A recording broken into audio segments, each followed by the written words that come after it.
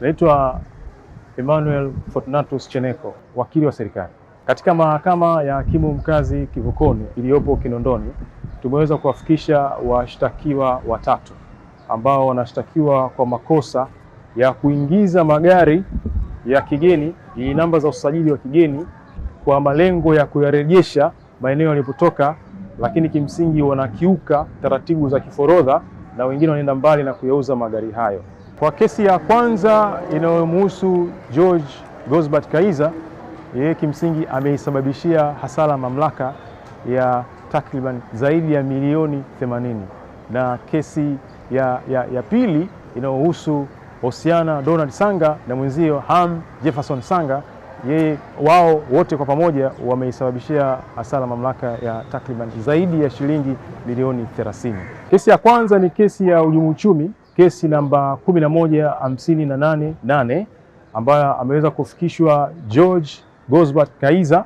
kwa makosa 7. Kosa la kwanza ni kufanya tamko la uongo wakati wa uingizaji wa gari aina ya Toyota Fortuner yenye namba za usajili za Afrika ya Kusini KV 05 WWGP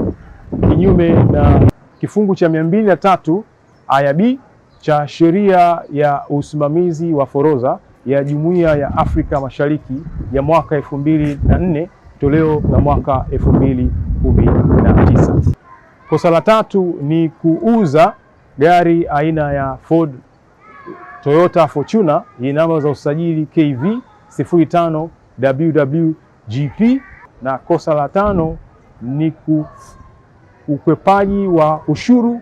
kwa njia za kiragai kinyume na kifungu cha 203E cha sheria ya usimamizi wa forodha ya Jumuiya ya Afrika Mashariki ya mwaka 2004 toleo la mwaka 2019. Na kosa la sita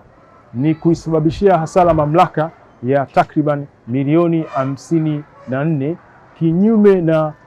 aya ya 10 aya ndogo ya kwanza ya jedwali la kwanza na kifungu cha 57(1) na kifungu cha 61(2) vyote vya sheria ya uhujumu uchumi na makosa ya kupangwa sura ya 200 toleo la mwaka 2023. Na kosa la saba ni kuisababishia mamlaka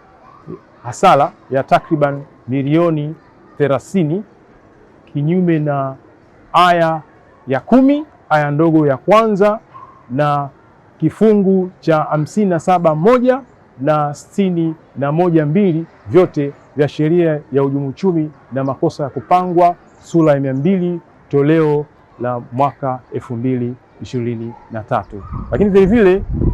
kesi ya pili ni inayomhusu ndugu Hosiana Donald Sanga na mwenzie Ham Jefferson Sanga, kesi namba 11513 ambayo washtaki wote wawili wamefikishwa kwa makosa mawili. Kosa la kwanza ni kufanya tamko la uongo kinyume na kifungu cha 203 aya B cha sheria ya usimamizi wa forodha ya Jumuiya ya Afrika Mashariki, sheria ya mwaka 2004 toleo la mwaka 2019, ikisomwa pamoja na kifungu cha 27 cha sheria ya usimamizi wa forodha ya Jumuiya ya Afrika Mashariki kwenye mabano marekebisho ya mwaka 2025. Na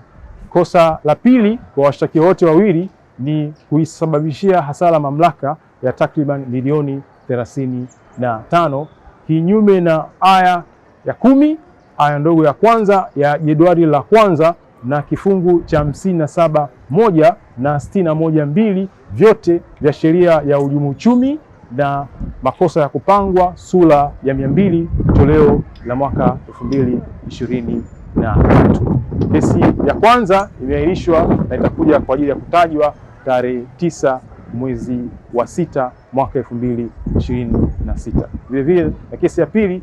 imeahirishwa mpaka tarehe 9 mwezi wa 6 mwaka 2026.